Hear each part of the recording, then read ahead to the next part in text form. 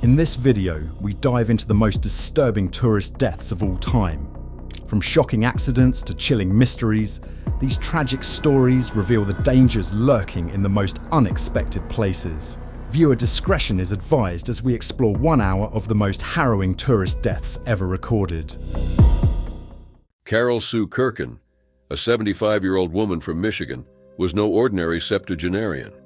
An enduring spirit of adventure marked her life, as did a commitment to helping others and a relentless drive that saw her through multiple successful careers.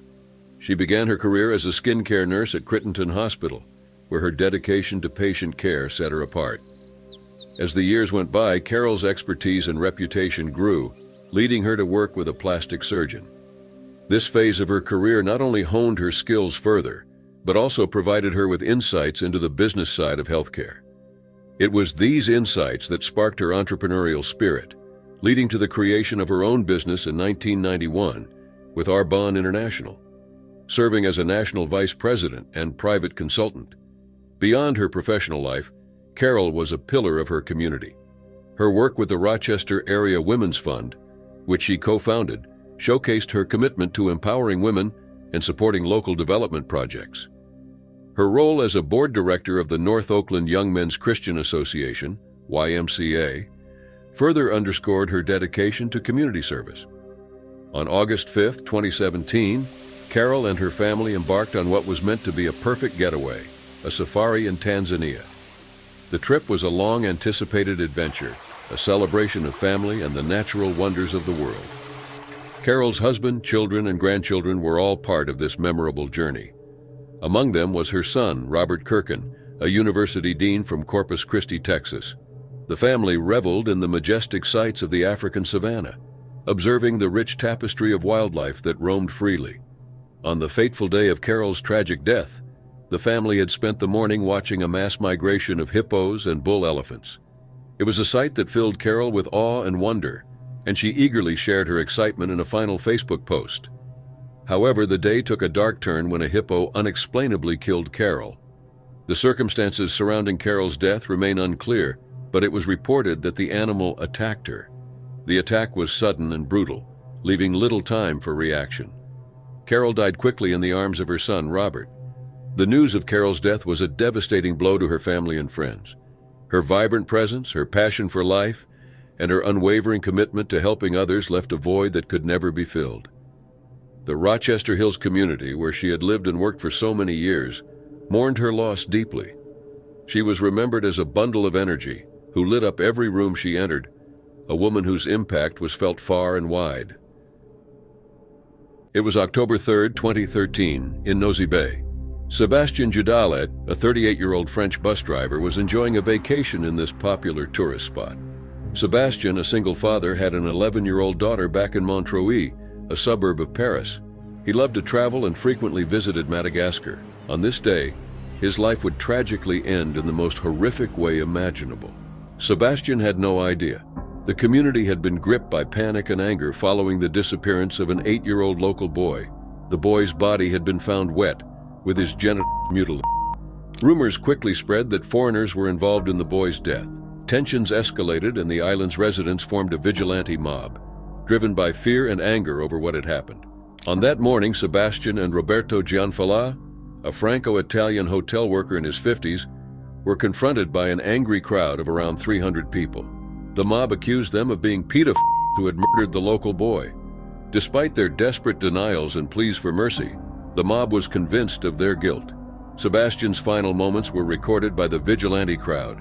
In the chilling audio, Sébastien can be heard screaming, "I am the victim of a conspiracy. I am innocent." But his words did not save him. When he shouted, "I do not like children," a member of the crowd twisted his words, interpreting it as an admission of guilt. Sébastien quickly tried to clarify, saying, "I love kids, I have a little girl." But it was too late. The mob had already made up their minds. The angry crowd stripped Sébastien and Roberto naked, mutilated them, and burned them alive on a beach fire. The horrific scene was captured on camera. A third man, the boy's uncle named Zaidu, was also killed in the same manner. The mob believed these men were responsible for the boy's death despite the lack of any evidence. Madagascan police later stated that there was no proof whatsoever connecting Sébastien and Roberto to the boy's disappearance. They suggested that the boy might have drowned and that his genitals were cut off later. The mob's actions were based on unfounded rumors and a desire for revenge. Sébastien Judelet was known as a mild-mannered and extremely friendly person by his neighbors in Montreuil. They were shocked and devastated by the news of his death.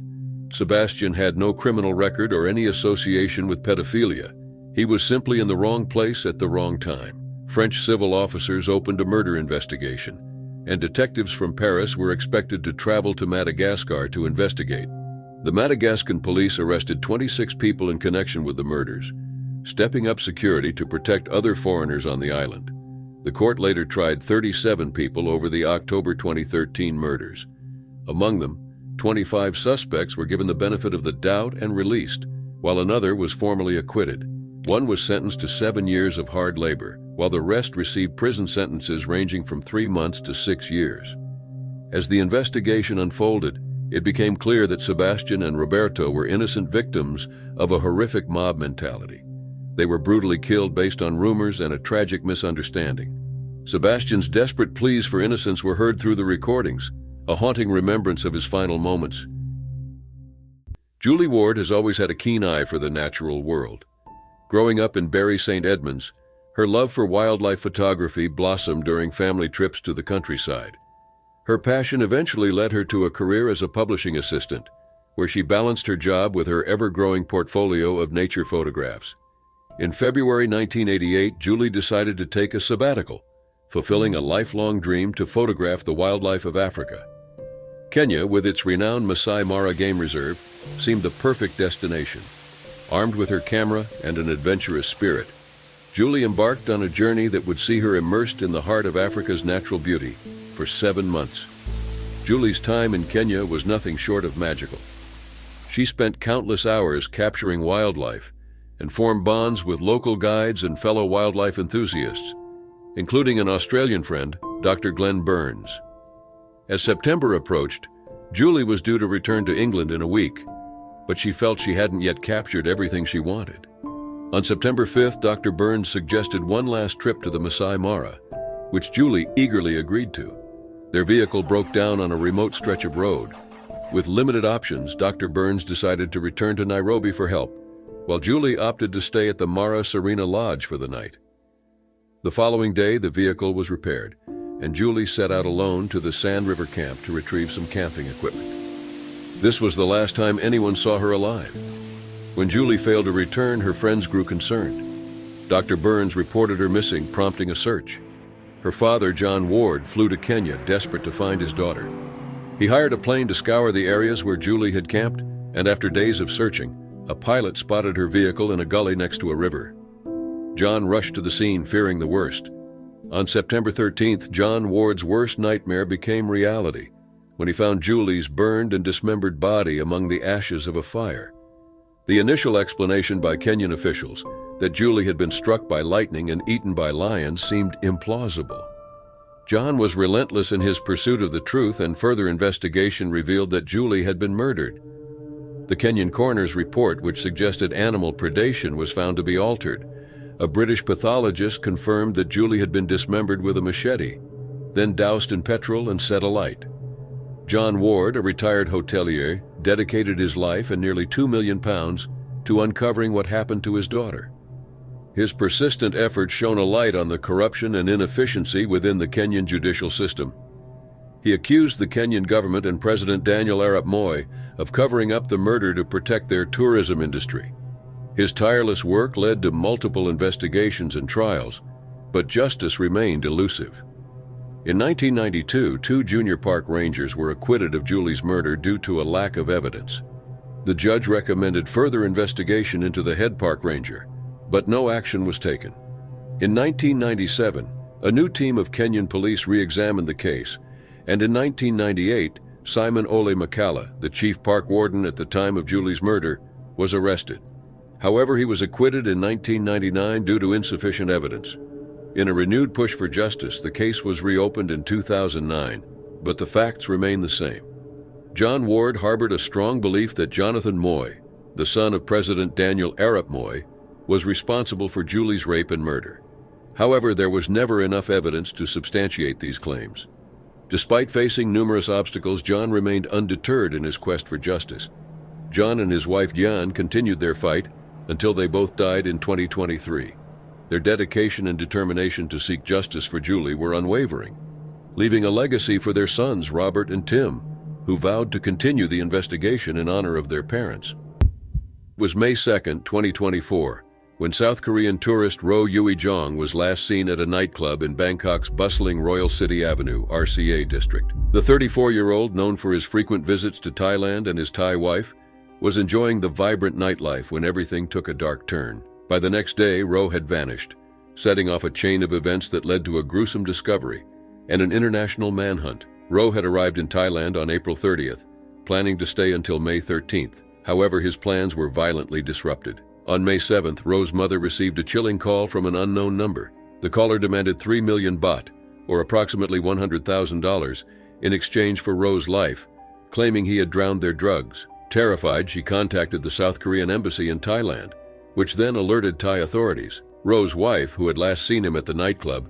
provided critical information. Surveillance footage revealed Roh leaving the club around 2 a.m. on May 2nd with 2 men. The men were seen guiding Roh into a rented car, a gray Honda City which headed towards Pattaya. This was the last known sighting of Roh alive. By May 4th, Roh's captors had checked into a rented accommodation near the Mabprachon Reservoir in Pattaya. Surveillance footage showed them purchasing a black plastic barrel and ropes. Around 9 p.m. that night, a pickup truck covered with a black cloth left the accommodation, returning an hour later without its ominous cargo. This footage, combined with the ransom call, painted a grim picture for the investigators. On May 11th, police divers searched the Mabprachon Reservoir and discovered a black plastic barrel weighted down with cement. Inside, they found a man's body. Preliminary identification suggested it was Roh, but confirmation would come later through DNA comparison with samples from his family. The investigation intensified. By May 9th, one suspect had fled Thailand, and another was later arrested in Phnom Penh, Cambodia. The third suspect was believed to have crossed into Myanmar illegally. Thai and South Korean police worked tirelessly to track them down. On May 14th, DNA results confirmed the body was indeed Roh Yui-jong. His 10 fingers had been cut off, presumably to prevent fingerprint identification. Despite this brutal attempt to conceal his identity, the DNA match with his father and sister left no doubt. The suspects, identified as Lee Roon, Lee Yong-jin, and Kim Hyung-won, were now the focus of an international manhunt. Lee Roon was captured in Jeongo City, South Korea on May 12th. Lee Yong-jin was arrested in Phnom Penh on May 14th. The third suspect, Kim Hyung-won, was believed to have fled to war-torn Myanmar. The case revealed that Roh had been lured into a criminal scheme involving a haircut and massage business that may have had illicit activities. However, it was unclear if he had invested in this venture. His friend insisted that Roh was never involved in drug abuse, suggesting he had been deceived by the gang. Police reconstructed the timeline carefully. Roh had been abducted from RCA, transported to Pattaya, and held at the rented accommodation. The suspects purchased the materials to dispose of his body, eventually dumping it in the reservoir. This careful planning and execution pointed to a premeditated crime, likely driven by financial motives. The international aspect of the case complicated the investigation. Coordination between Thai, South Korean, and Cambodian authorities was crucial. Extradition processes were initiated to bring the suspects back to Thailand to face justice. Interpol red notices were issued for the suspects, ensuring they would be apprehended if they attempted to enter other countries. Despite the arrest, the motive behind Roh's murder remained unclear. The suspects faced charges of premeditated murder, illegal detention, and concealing a body. Thai police continued to gather evidence, including testimonies from witnesses and CCTV footage, to build a robust case. The discovery of Roh's body in such a gruesome manner shocked both Thailand and South Korea. It highlighted the dangers of falling into the traps set by criminal gangs and the extreme measures these criminals would take to cover their tracks. The case also underscored the importance of international cooperation in solving crimes that cross borders. At around 11:30 a.m. on August 3, 2021, 57-year-old Nicole Sylvain Weiskopf was last seen on CCTV footage walking alone past Aoyan Beach in Phuket, Thailand. The footage showed her heading towards the Aoyan waterfall, a popular but secluded spot on the island. Nicole, a Swiss national, was the deputy protocol chief of the Federal Assembly of Switzerland and had arrived in Phuket on July 13th as part of the Phuket Sandbox program, which allowed vaccinated tourists to visit without quarantine. At 1:30 p.m. on August 5th, 2 days after she was last seen, local authorities received a report of a body discovered near the Aoyan waterfall. The body, found face down in a rock crevice and covered with a black sheet, was soon identified as Nicole Sauvain-Weisskopf. The discovery was made by a local resident who was passing through the area. The scene was horrifying. Nicole's body was partially clothed, wearing only a t-shirt and a jacket. Nearby, police found her blue sports shoes, a black backpack, underwear, and her phone. The initial examination by police and medical examiners suggested that she had been dead for at least 48 hours, and there were signs of sexual assault. This shocking discovery prompted a swift response from local authorities. Security on the island was heightened as officials sought to reassure tourists and residents alike. Thai Prime Minister Prayuth Chan-o-cha expressed his condolences to Nicole's family and urged the police to expedite the investigation. Phuket's regional police commander, Kittirath Phanpech, emphasized the suspicious nature of the death. Deputy Inspector General Wudachai Chanfai added that the location of the waterfall was remote and typically only known to locals or experts. The investigation quickly focused on CCTV footage and other forensic evidence. Within days, police arrested 27-year-old Tirawat Thothip, a local man living in Phuket. Thothip, who was unemployed due to the pandemic, confessed to the crime during a police press conference. Tirawat explained that on August 3rd, he had gone into the forest near the waterfall to search for wild orchids to sell. As he was leaving the area, he saw Nicole sitting by the waterfall, dipping her feet in the water. Tirawat admitted that the sight of Nicole aroused him, and he decided to approach her with the intent to take advantage of her. He described how he grabbed Nicole from behind, placing her in a chokehold. Nicole struggled and tried to call for help, but Tirawat pushed her head under the water to silence her. He held her there until she stopped moving. Afterward, he dragged her body to the shore, removed her shorts and underwear, but then lost his sexual desire upon seeing her lifeless body. In a panic, he covered her with a black plastic sheet he found nearby and took 300 baht, approximately 6 pounds, from her backpack before leaving the scene. Tirawat's confession matched the evidence found at the scene and the timeline established by the CCTV footage. The footage had shown Tirawat arriving at the waterfall on his red motorbike at around 10:01 a.m. and leaving at 1:06 p.m., roughly the time Nicole was last seen alive. In the days following the discovery of Nicole's body, Thai authorities held a memorial service at Dusit Thani Laguna in Phuket. Phuket Governor Narong Woon-Chew spoke at the vigil, expressing the community's grief and their commitment to ensuring the safety of tourists. Swiss embassy officials and local residents joined in laying flowers in Nicole's memory. On August 7, 2021, Tirawat was officially charged with murder and robbery causing death. The case moved swiftly through the Thai judicial system. On March 14, 2022, the Phuket Provincial Court sentenced Tirawat to death for the murder of Nicole Sauvain-Weisskopf. However, considering his full confession and cooperation with the police, his sentence was commuted to life imprisonment. The court's judgment was watched online by Nicole's husband and son from Switzerland. They expressed their gratitude to the Thai police and judicial system for bringing the killer to justice. Despite the tragedy, the Phuket Sandbox program continued, as it was crucial for Thailand's recovering tourism industry, which had been severely affected by the COVID-19 pandemic. The program, which began in July 2021, had brought in significant revenue and saw a steady flow of tourists from various countries. Back in 2009, Ani Hindocha met Shreen Dawani in London. Ani, a Swedish woman of Indian origin, and Shreen, a businessman, quickly formed a connection despite living in different countries. Their relationship blossomed through long-distance communication, and they maintained this connection until March 2010, when Ani made the significant decision to move to the UK. Just 2 months later, in May 2010, they became engaged, marking the beginning of a new chapter in their lives. The couple's relationship remained committed to each other, and they decided to solidify their bond with a wedding. On October 29, 2010, Ani and Shreen got married at a beautiful ceremony at Lake Powai near Mumbai, India. The wedding was a grand affair, attended by family and friends who celebrated their union with joy and excitement. After their wedding, Ani and Shreen planned to hold a civil ceremony in the UK in 2011 for friends who could not attend their Indian wedding. But before they could do that, they embarked on a honeymoon vacation to South Africa. The couple landed at Cape Town International Airport on November 7, 2010, and then took a domestic flight to Kruger National Park, where they stayed for 4 nights, enjoying the breathtaking beauty of the African wilderness. On November 12th, they returned to Cape Town International Airport, where they met a local taxi driver named Zola Tongo. Tongo drove them to the 5-star Cape Grace Hotel, where they checked in and began exploring the vibrant city. They retained Tongo as a tour guide, eager to experience the best the city had to offer. On November 13th, Tongo drove the couple through the city in his Volkswagen Charon. They ventured into Gugulethu, a township in Cape Town, and then headed to Surfside Restaurant in the Strand suburb, where they enjoyed a meal together. The evening was pleasant, filled with laughter and conversations about their future. However, their night took a dark turn as they drove back to Gugulethu. Shortly after they turned off the main road, two armed men hijacked the vehicle. The assailants forced Tongo out of the taxi, leaving Annie and Shreen alone with their attackers. Shreen was robbed of his money, wallet, designer watch, and mobile telephone. After driving for about 20 minutes, Shreen was also ejected from the vehicle. He found himself on the street, disoriented and terrified, with only the memory of Annie remaining in the taxi. A bystander noticed Shreen and assisted him by calling the police. The authorities arrived promptly and began their search for Annie and the missing vehicle.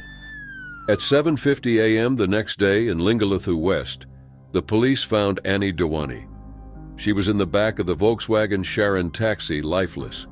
Annie had suffered a single gunshot wound to her neck.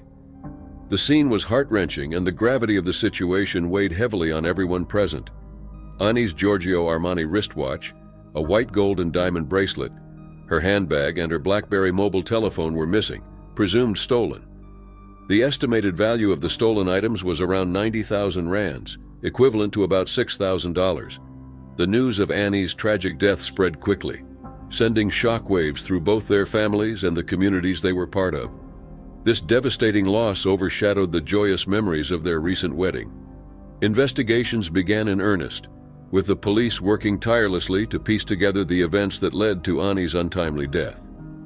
In the immediate aftermath, 3 men were apprehended: Mziwamadota Kwabe, Solile Mangeni, and Mondem Bolombo. Their initial confessions painted a picture of an opportunistic robbery gone horribly wrong. Annie Dewani, a tourist in a foreign land, had tragically become a victim of circumstance. However, as the investigation unfolded, the story took a darker turn. Facing the prospect of life imprisonment, Kwab and Umbalombo shifted their narratives, alleging that the crime had been a premeditated murder orchestrated by none other than Annie's husband, Shreen Dewani. The notion of a murder-for-hire scheme was almost too fantastical to believe. Shreen Dewani was portrayed as the mastermind who had supposedly conspired with the first taxi driver he encountered upon arriving in Cape Town. Although shocking, this claim found its way into global headlines, casting a shadow over Shreen Dewani's previously untarnished reputation. Taxi driver Zola Tongo, initially insisting on his innocence, eventually crumbled under the mounting evidence and the testimonies of his co-conspirators. Realizing that his fate was sealed, Tongo also pointed the finger at Shreen, claiming that the businessman had indeed solicited the murder of his wife. In a bid to secure lighter sentences, Tongo, Kwabe, and Umbalombo entered into plea bargains, agreeing to testify against those they implicated in the heinous plot. In December 2010, Tongo pleaded guilty to murder and received an 18-year prison sentence. Kwabe followed suit in August 2012, admitting his guilt and being sentenced to 25 years behind bars. Mangeni, despite maintaining his innocence throughout, was found guilty in November 2012 and sentenced to life imprisonment. Monde Mbolombo, while admitting his involvement, was granted immunity in exchange for his testimony, a controversial decision that many saw as a necessary evil to secure convictions against the primary actors in the crime. South African prosecutors, armed with the confessions and the damning testimonies, pursued charges against Shreen Dewani. The narrative of a husband orchestrating his wife's murder for personal gain or convenience was compelling, albeit macabre. Dewani's extradition from the UK to South Africa in 2014 marked the pinnacle of a lengthy and arduous legal battle. Supporters of Dewani vehemently denied the accusations, labeling them as baseless and preposterous. How could a grieving husband, barely acclimated to a new country, conspire such a brutal act with a stranger? The defense argued that the prosecution's case was built on the unreliable testimonies of men who had proven themselves willing to lie for personal benefit. In December 2014, the Western Cape High Court acquitted Dewani, with the judge ruling that there was no credible evidence linking him to the murder of his wife. Despite the acquittal, the factual circumstances surrounding Annie Dewani's death remained shrouded in mystery. It was August 13, 2023, in Pattaya, Thailand.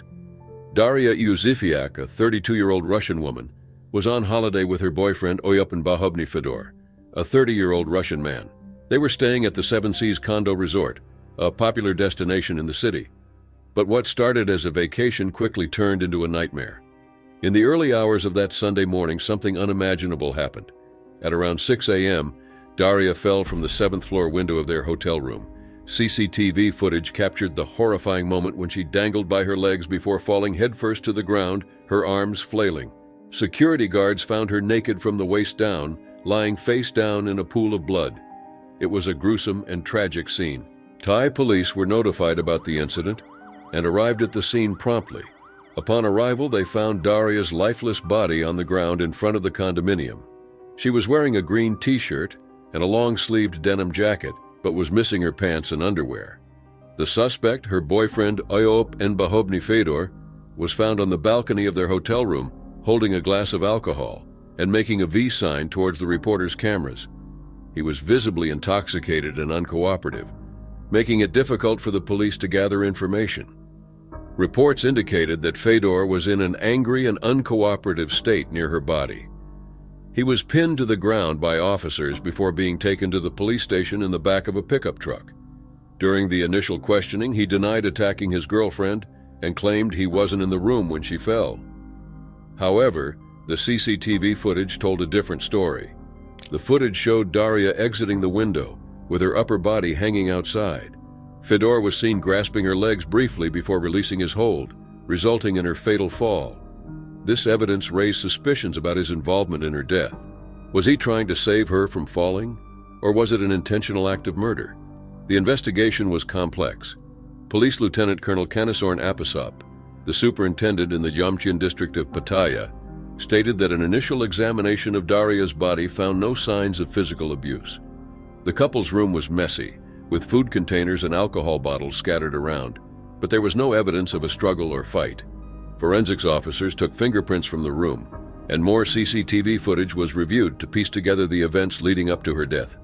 Investigators also looked into the couple's background. Fedor had rented the room, and Daria had come to stay with him around a week ago. She had filed a report with Pattaya police and consulted with Chonburi immigration officers on August 11th because she had lost her passport and was trying to go back home. This information added another layer of complexity to the case. The investigation continued, with police from the Yomchin district detaining Fedor on grounds of drunken and disorderly conduct and on suspicion of manslaughter. He underwent a drug test, but no narcotic substances were found in his bloodstream. Despite his initial denial, the evidence against him was strong. The police faced several challenges in the investigation. Fedor's complicated state and uncooperative demeanor made it difficult to extract substantial information from him. His initial statements were contradictory, claiming he wasn't in the room when Daria fell, despite the CCTV footage showing otherwise. The authorities sought court authorization to detain him on charges of intentional homicide, but the court had yet to grant permission due to insufficient evidence.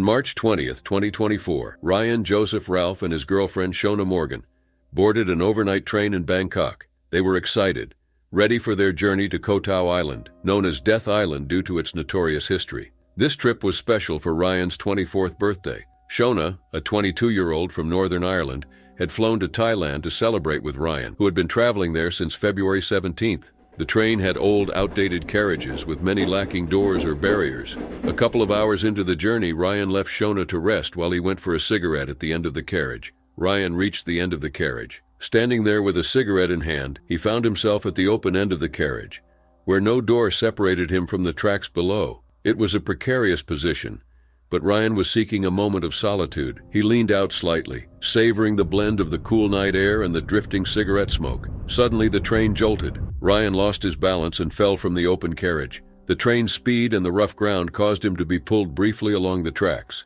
He tried to protect himself, but the force was too strong. The train continued on, unaware of the tragedy that had just occurred. The next day, March 21st, at Chet Samian railway station in Ratchaburi province, a Cambodian rail worker named Michaela made a terrifying discovery. During his break, he often slept under the platform. This time, he saw a body lying in the dirt. At first, he thought it was someone sleeping. As he got closer, he realized the person wasn't breathing. Panicked, Michaela ran to inform his supervisor. The body was identified as Ryan Joseph Ralph. He was found shirtless, wearing brown shorts and a necklace. Severe injuries marked both of his legs. In his pocket, police found a wallet with various documents and Thai banknotes. From the preliminary investigation, there were no signs of assault. Police believed Ryan had been dead for at least 5 hours. Ryan's girlfriend, Shona, had woken up an hour after he left for his cigarette. She was immediately worried when she couldn't find him. She searched the train, her heart pounding, but there was no sign of Ryan. Desperate, she disembarked at the next station and reported him missing to the local police around 10:30 p.m.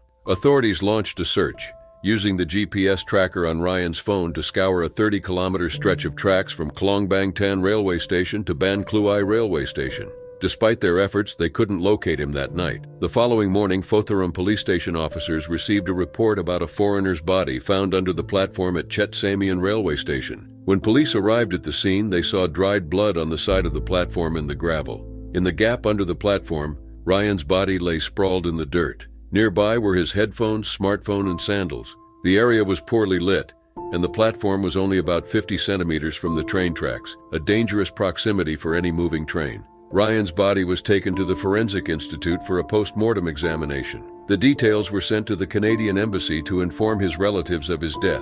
Shona was devastated. Her birthday celebration for Ryan had turned into a nightmare. She had come to Thailand to make happy memories, but instead she was left with the pain of losing her boyfriend in such a tragic way. The dream trip to Koh Tao Island, known for its beautiful beaches but also for its dark history, had ended in sorrow. It was June 2023 in Hurghada, Egypt. Vladimir Popov, a 23-year-old Russian man, had been living in the area with his father for several months.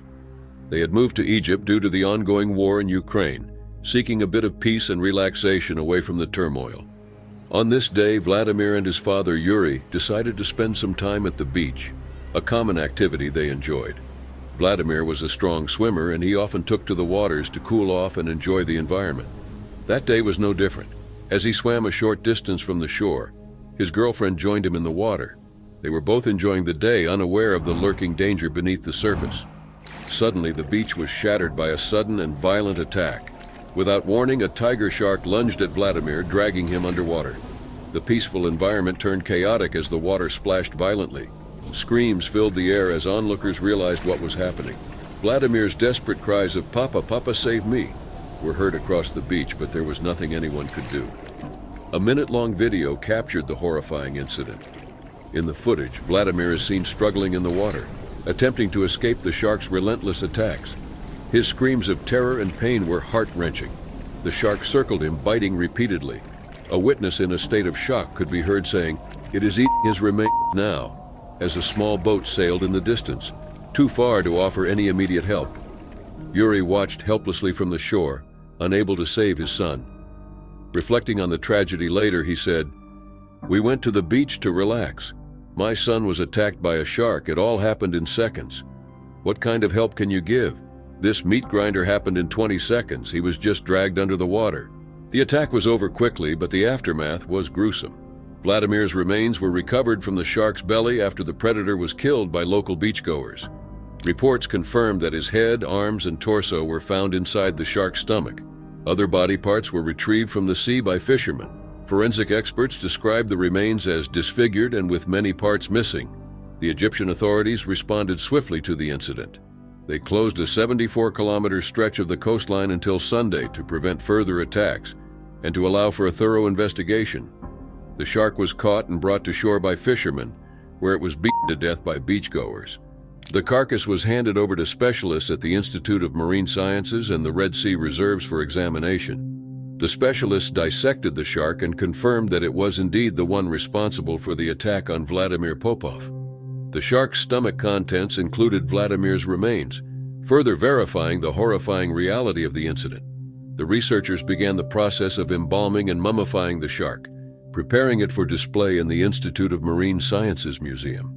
This process was part of their efforts to study the shark's behavior and determine if it was involved in any other incidents. Tiger sharks, known for their distinctive striped body markings, are among the big three species of sharks responsible for unprovoked attacks on humans. They are notorious for their aggressive nature and have been recorded in the International Shark Attack File for numerous incidents. Despite their fearsome reputation, shark attacks in the Red Sea are relatively rare. Since 1828, only 24 unprovoked attacks have been documented in Egypt. The attack on Vladimir Popov left the local and international community in shock. The footage of the attack went viral, drawing attention to the rare but deadly threat posed by sharks in the area. The incident raised questions about the safety measures in place at popular tourist destinations like Hurghada, known for its marine life and attractive diving spots. In the days following the attack, various theories emerged about the shark's behavior. Some experts suggested that the shark might have been pregnant, which could have contributed to its aggressive actions.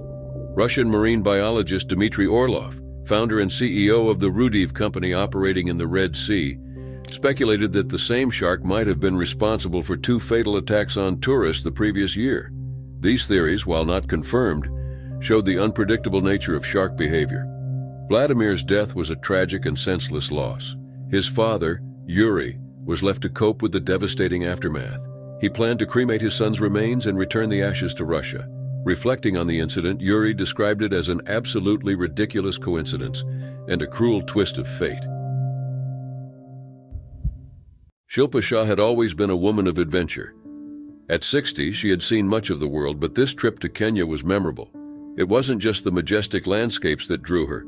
It was the challenge of summiting Mount Kenya, Africa's second highest mountain. Together with 7 other women and their guides, she set out on October 20th, 2023, to conquer Point Lenana, the mountain's 3rd highest summit. The journey up had been challenging, but the view from the top had made every struggle worthwhile. Exhilarated by their success, the group began their descent along the narrow Moru route. This path, typically considered non-technical, had become treacherous with the onset of the short rainy season. Rainfall had turned stretches of the trail into slippery slopes, and recent snowfall had added patches of ice. Shilpa, leading the descent with her guide, Kelvin Murayuki Muwithi, was cautious but confident. Kelvin, a seasoned guide with an infectious smile, had been a reassuring presence throughout the climb. As they navigated a particularly icy section, Shilpa's footing faltered. In an instant, her boot lost traction, and she slipped. Kelvin lunged to grab her, his strong hands just missing her arm as she tumbled over the edge. The momentum of his reach pulled him along, and the two disappeared down the side of the mountain. The rest of the group, paralyzed by shock, could only watch in horror as their friend and guide vanished from sight. Although the rescue team made several attempts, each one thwarted by ice and snow, they finally found Shilpa and Kelvin. Both had succumbed to their injuries. Shilpa's body was transported to Nairobi, while Kelvin was taken to a hospital in central Kenya. The news hit the world very hard. Shilpa's family in London was devastated. She had passed down her adventurous spirit to them, and they knew she had lived fully to the end. In Kenya, Kelvin's family mourned a different kind of loss. He had been a provider, a father, and a husband, and the reality of his death was a harsh blow to those who depended on him. He approached life with a smile, and his cheerful demeanor became a source of inspiration for many. Friends and colleagues fondly remembered him as someone whose presence brought warmth and positivity, regardless of the circumstances.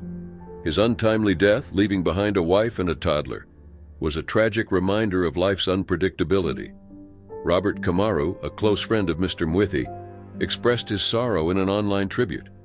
He spoke of broken hearts and the pain that came with losing such a dear friend. Mr. Muwithi's actions profoundly moved Shilpa Shah's family during the tragic event. In the wake of the incident, they initiated a fundraiser to support the guide's family, a gesture reflecting their deep appreciation and grief.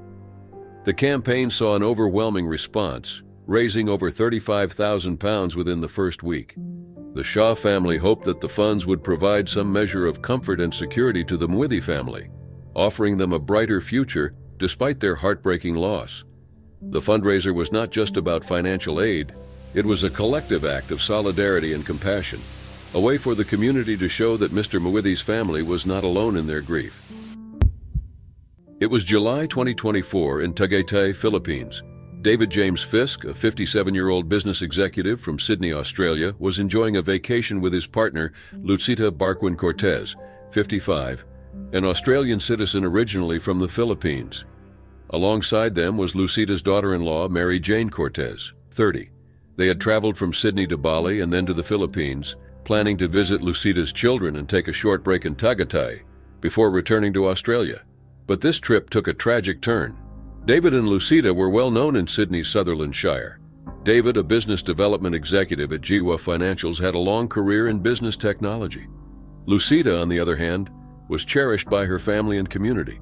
Together, they were a loving couple, excited to spend time with their family. They had even celebrated the engagement of David's daughter, Lucinda, just last December in Sydney. On that July morning, hotel staff at the Lake Hotel in Tagaytay discovered a horrific scene. David, Lucida, and Mary Jane were found dead in their room. Their hands and feet were tied with electrical cords and shoelaces, and their mouths were covered with packaging tape. David's throat had been cut, while the women appeared to have been suffocated. The police were immediately called to the scene. Tagaytay's police chief, Charles Davin Kapakuan, confirmed that valuables, including the victims' phones, had not been taken, suggesting that robbery was not the primary motive. Security camera footage showed a man wearing a mask, a black hoodie, and maroon shorts leaving the victim's room a few hours before the bodies were found. He was carrying a sling bag which may have contained the murder weapon. The man was spotted by a security guard, Rodney Parahinog, early on the day of the murders. When Parahinog questioned the man, he claimed to be staying in the room and showed a key card. This interaction, combined with the CCTV footage, made the man the prime suspect. However, his identity and motive remained unknown. David's twin daughters, Lucinda and Brittany, were devastated by the news. They had recently lost their maternal grandmother, Joan Elshaw, to cancer, just 18 months after losing their paternal grandmother, Jan Fisk, to the same disease. David and his daughters were active supporters of cancer charities, and Lucinda had even planned to participate in Dry July to honor her late grandmother. The family released a statement expressing their grief. "The love we have for our father and Lucida is so dear, and this situation is like living a nightmare. We pray for answers and the truth in this horrific matter, and just pray for their safe return to Australian shores." They also set up a GoFundMe page to assist with the costs associated with bringing David's body back to Australia and supporting the investigation. The Lake Hotel, a 3-star establishment with 60 rooms, issued a statement expressing their deep sadness and commitment to cooperating with the authorities. "The safety and well-being of our guests and staff are our top priorities. We are fully cooperating with local authorities and providing assistance to affected guests and staff." Tagaytay Mayor Abraham Tolentino also expressed his shock and sorrow over the incident. "We're very sorry to our Australian friends. We will resolve this as soon as possible," he said, promising a thorough investigation. The local police formed a special task force to track down the suspect, with searches being conducted at all possible exit points within Tagaytay and nearby provinces. Investigators interviewed witnesses and continued to review the security camera footage, hoping to gather more clues about the suspect's movements and potential motives. They did not rule out the possibility of the crime being linked to Mary Jane, suggesting that the killer could have had a personal connection to her. As the investigation continued, the Australian Department of Foreign Affairs and Trade provided consular assistance to the families of David and Lucida. "We send our condolences to the families at this difficult time," a spokesperson said. The remains of David were to be flown back to Sydney, while Lucida and Mary Jane were to be buried in the Philippines, as per their families' wishes. The horrific murders of David, Lucida, and Mary Jane left their families and the community in shock. They were remembered as kind and loving individuals who had touched many lives. The motive behind their brutal deaths remained a mystery, and the search for the killer continued. It was a warm day in June 2012 when Audrey and Nomi Belanger checked into the Phi Phi Palm Residence Hotel on the stunning Phi Phi Islands in Thailand. Audrey, 20, and Nomi, 26, were from Pohenegamuk, a small rural town in Quebec, Canada, known for its close-knit community and beautiful landscapes. They were well-loved in their hometown, always active in community events, and known for their friendly and vibrant personalities. The sisters had gone on this trip as a well-deserved break from their university studies at Université Laval. Both were excited to explore the exotic locales and vibrant nightlife of Thailand. They arrived at the Phi Phi Islands, a popular destination for young tourists seeking adventure and relaxation, on Tuesday, June 12, 2012. After checking into their hotel, Audrey and Nomi went out for the evening and returned to their room that same night. The next day, June 13th, they remained in their room the entire day. Hotel staff noticed that they didn't leave their room at all, but didn't think much of it initially. However, by Thursday, June 14th, a hotel maid grew concerned when the sisters didn't respond to her knocks. Believing they needed more rest, she left. But when she tried again that evening and received no response, she used a master key to enter the room. What she found was horrifying. The sisters were lying motionless in their beds, covered in vomit, with their fingernails and toenails a discolored blue. They had skin lesions and were bleeding from their gums. The hotel quickly alerted the local police, and an investigation was launched immediately. The initial investigation by Thai authorities revealed no signs of a struggle or robbery. There were various over-the-counter drugs found in the room, including ibuprofen, but nothing seemed out of place. The local police speculated that the sisters might have succumbed to food poisoning, possibly from blowfish or poisonous mushrooms, both known to be highly toxic if not prepared properly. However, this theory did not fully align with the symptoms observed. Dr. Komkrit Pukrityakame, the director of Krabi Hospital, conducted a preliminary examination and also suspected poisoning, but the exact source remained elusive. The sisters' bodies were then sent to Bangkok for a more thorough autopsy,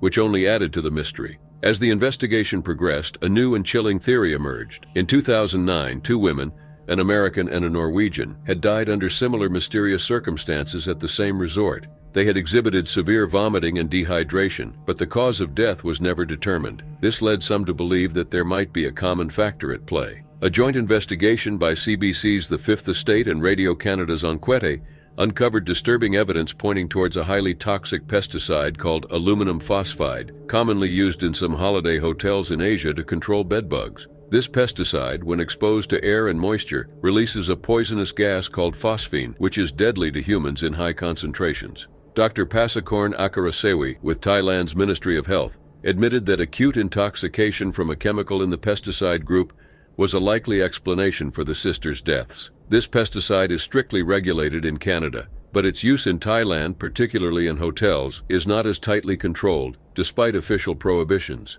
Despite these findings, the exact cause of death remained undetermined for a long time. The initial autopsies conducted in Bangkok 4 days after the deaths showed no traces of violence or trauma, but both sisters had been vomiting heavily. Thai pathologists concluded that insect repellent DEET might have been responsible, but Canadian coroner René Roussel later disagreed, stating that the concentration of DEET found was not toxic. Roussel's final report, released after extensive testing and investigation, pointed towards phosphine gas as the probable cause of death. This conclusion was supported by similar cases in Alberta, Canada, where 2 children had died from exposure to phosphine gas used to control bedbugs. Back in Pohinagamuk, the news of Audrey and Nomi's deaths shocked the people. The sisters were well known and loved by everyone in the town. The deaths of Audrey and Nomi Belanger remain a tragic mystery. While the theory of phosphine gas poisoning is compelling, it has never been conclusively proven. The circumstances of their deaths bear eerie similarities to other unexplained fatalities on Phi Phi Island and elsewhere in Thailand, suggesting a possible pattern of toxic exposure in tourist accommodations. Born and raised in New York's artistic hub, Catherine Chappell's fascination with visual storytelling became evident at an early age. By the time she was in high school, she had already begun experimenting with visual effects, creating short films that showcased her budding talent. Her first significant career break came during the winter and spring of 2008, when she landed an internship at MSNBC. This opportunity allowed her to delve into the world of media, gaining valuable experience and honing her skills. However, it was at Scanline, a renowned visual effects company, where Catherine truly came into her own. At Scanline, Catherine's creative prowess flourished. Her work on hit series like Game of Thrones and blockbuster movies such as Captain America: The Winter Soldier and Divergence cemented her reputation as a talented visual effects editor. The pinnacle of her career came when she and her team received a Primetime Emmy Award for their outstanding visual effects in the Game of Thrones episode, The Children. Despite her professional success, Catherine's passions extended beyond the confines of her career. She harbored a deep love for wildlife and a desire to make a tangible difference in the world. In 2015, driven by this passion, she decided to embark on a journey to South Africa. Her mission was clear: to contribute to wildlife conservation and raise funds for Wildlife Act, a dedicated conservation charity. On June 1, 2015, Catherine's journey led her to Johannesburg's Lion Park, a renowned wildlife attraction known for its close encounters with majestic creatures. Accompanied by a tour guide from Calabash Tour, Pierre Podjeter, she set out to experience the park's offerings. The day was filled with awe-inspiring moments as they navigated through the park, capturing the beauty of the wildlife. As they entered the lion encampment, Catherine was captivated by the sight of a lioness. Drawn by the allure of capturing a perfect photograph, she made a decision that would prove fatal. She rolled down her window to get a better shot, unaware of the danger that lay ahead. In a matter of seconds, the lioness seized the opportunity, lunging forward and attacking Catherine. The attack was swift and brutal. Pierre Pogiter, displaying immense courage, tried to fend off the lioness and protect Catherine. His efforts were valiant, but the injuries Catherine sustained were severe and ultimately fatal. Despite his bravery, Pierre himself suffered injuries and was later hospitalized with a heart attack, a testament to the sheer intensity and horror of the encounter. The news of Catherine's tragic death sent shockwaves through her family, friends, and the global community. Her boyfriend, Grayson Hoare, was devastated. He had always been concerned about the challenges Catherine might face on her adventure, often reminding her of her urban upbringing and urging caution. His grief was palpable as he recounted his premonitions at her memorial gathering. Catherine's sister, Jennifer Chappell, delivered a heartfelt eulogy, capturing the essence of a young woman who embraced life with unbridled enthusiasm. As the world grappled with the news of Catherine's death, eyewitnesses came forward with their accounts of the tragic event. Ben Govender, who was in a car behind Catherine's vehicle, provided a detailed narration of the attack. He described the lioness standing on its rear paws, balancing on the car, and then lunging forward to grab Catherine through the open window. Ben's account revealed the horror and chaos that unfolded, with Pogiter desperately trying to save Catherine amidst the ferocity of the attack. The incident sparked a wave of public outcry and scrutiny. Questions were raised about the circumstances that led to Catherine's untimely demise. The Lion Park authorities defended their practices, reiterating that visitors were consistently instructed to keep their windows closed to ensure safety. Despite this, the tragedy of Catherine's death highlighted the inherent risks of such close encounters with wildlife. Amidst the grief and outrage, Catherine's mother, Mary Chappell, provided insight into her daughter's aspirations. Catherine had journeyed to South Africa not just for adventure, but to volunteer at a preserve dedicated to saving rhinoceroses and elephants. Her ultimate goal was to create a film that would shed light on the plight of animals facing poaching, a testament to her desire to use her skills for a more significant cause. While her journey was tragically cut short, the impact of her work and the memories she left behind continued to inspire those who knew her and those who heard her story. It was June 13, 2023, at the luxurious Rancho Pescadero Hotel near Cabo San Lucas, Mexico. Abby Lutz, 28, and her 41-year-old boyfriend, John Heathcote, were on a seemingly perfect vacation.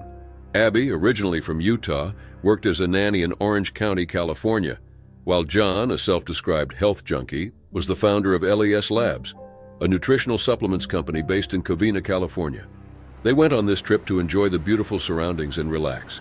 However, their dream vacation turned into a nightmare. On the night of June 12th, Abby and John felt ill. They believed it was food poisoning, a common issue travelers sometimes face. The couple spent the night in a Mexican hospital receiving treatment for severe dehydration. Abby texted her dad that night saying, "Good night, love you," as she always did. This would be the last message her family would ever receive from her. The next day, they returned to their $780 a night hotel room, hoping to recover. But when the housekeeping staff entered their room around 9 p.m. on June 13th, they found a horrifying scene. John was in the shower and Abby was in bed. Both were unresponsive. The paramedics were called immediately, but it was too late. Abby and John had been dead for about 10 to 11 hours by the time they were discovered. Fernando Valencia, a paramedic who was among the first to enter the room, described the situation as dire. He and his partner immediately felt dizzy due to the toxic fumes in the room. Fearing for their own lives, they quickly exited. My partner and I started to feel dizzy and we came out. We went out of the room as soon as possible and I was afraid for my partner because my first thought in mind was, "Are we gonna die?" Valencia said. It was one of the worst experiences he had ever encountered. The initial suspicion was that Abby and John had died from gas inhalation. The autopsies later confirmed that they died from intoxication by an undetermined substance. There were no signs of violence on their bodies, ruling out foul play. However, the exact cause of the toxic environment in their room remained unclear. Hyatt, which owns the Rancho Pescadero Hotel, quickly responded by shutting down the property to investigate the incident thoroughly. In a statement, a spokesperson for Hyatt said, "Our top priority is the safety and well-being of guests and colleagues, and the property will not resume normal operations until our investigation is complete." Despite this, the company had previously denied claims that the tragedy was related to any issues with the hotel's infrastructure or facilities. Abby's family was devastated by the news. Her stepsister, Gabby Slate, and stepmother, Raquel Chiappini Lutz, expressed their shock and sorrow. "She said it's the sickest she's ever been," Gabby recalled Abby telling her about the suspected food poisoning. Raquel added, "She texted her dad and said, 'Good night, love you,' like she always does, and that's the last we heard from her." The family set up a GoFundMe page to raise funds to bring Abby's body home and cover funeral expenses. In a statement on the page, they wrote, "While on a beautiful trip in Mexico, Abby and her boyfriend thought they had food poisoning and went to the hospital to get treatment. We received a phone call saying that they had passed away peacefully in their hotel room in their sleep. We have been told it was due to improper venting of the resort and could be carbon monoxide poisoning." Despite the hotel's assurances and ongoing investigation, the exact cause of the deaths of Abby and John remains undetermined. The Baja California Sur State's prosecutor's office noted that the bodies bore no signs of violence, and the initial suspicion was gas inhalation. Still, further steps were needed to pinpoint the exact substance that caused their deaths. On April 7, 2019, Miriam Bielte arrived on the island of Koh Si Chang, Thailand. Miriam, a 26-year-old from Hildesheim, Germany, had been exploring Thailand, enjoying her vacation. She had taken a ferry from the city of Pattaya, seeking a peaceful day on the peaceful island. Unbeknownst to her, this destination would soon become the setting for a horrifying crime. Miriam rented a motorbike to explore the island. She rode around, taking in the scenic views, and eventually reached a historic stone monument, a popular tourist spot. As she wandered through the site, she was approached by Ranakorn Romruan, a 24-year-old local man who worked as a beach cleaner. Ranakorn, under the influence of methamphetamine, initiated a conversation with Miriam and soon began pestering her for inappropriate acts. When she refused, he followed her into a wooded area nearby. Desperate and frightened, Miriam tried to escape, but Ranakorn caught up with her. He pinned her to the ground and brutally took advantage of her. Miriam struggled, but her attacker was relentless. In a bid to silence her and prevent her from reporting the assault, Ranakorn picked up a large rock and began smashing her face. He hit her repeatedly, ensuring she was dead. The brutality of the attack left her with severe head wounds and a broken leg. After killing Miriam, Ranakorn attempted to hide her body. He dragged her to a secluded spot, partially covering her with leaves and rocks in a crude attempt to conceal her. He then fled the scene, returning to his home to wash his blood-stained clothes. Later that day, a local resident discovered Miriam's body. The scene was horrific. Her face was barely recognizable from the brutal assault. The island, usually a haven for tourists, was immediately sealed off by the police. The news of the gruesome murder spread quickly, shocking everyone in the small community and beyond. Police acted swiftly.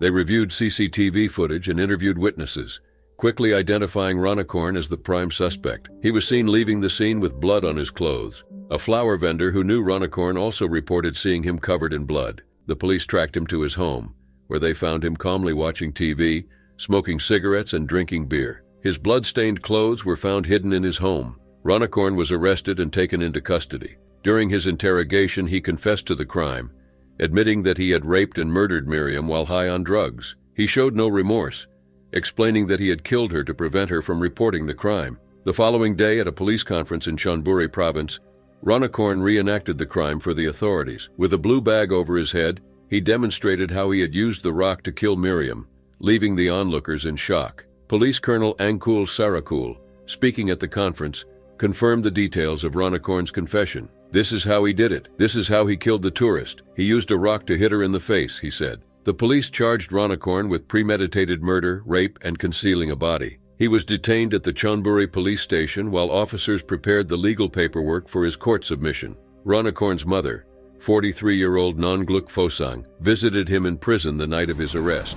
She brought him some clothes and expressed her shock and sorrow over her son's actions. Speaking to reporters, she said, "My son and I didn't live together, so I didn't know much about what he usually did in the day. I only knew that he worked on a boat and collected rubbish from the beaches. He is a quiet guy who doesn't talk much. He likes to stay alone at home watching TV and listening to music, just like most of the guys. I deeply apologize to the girl's family on behalf of my son. I never thought that he could do anything like this. He deserves the full lawful punishment, and I am willing to accept the judge's decision. On July 11, 2019, just over 3 months after the murder, the Chonburi Provincial Court handed down its verdict. The court found Ranakorn guilty of premeditated murder, rape, drug use, and concealing a body. The nature of the crime was so severe that the court ruled no mitigation was possible. Ranakorn was sentenced to death.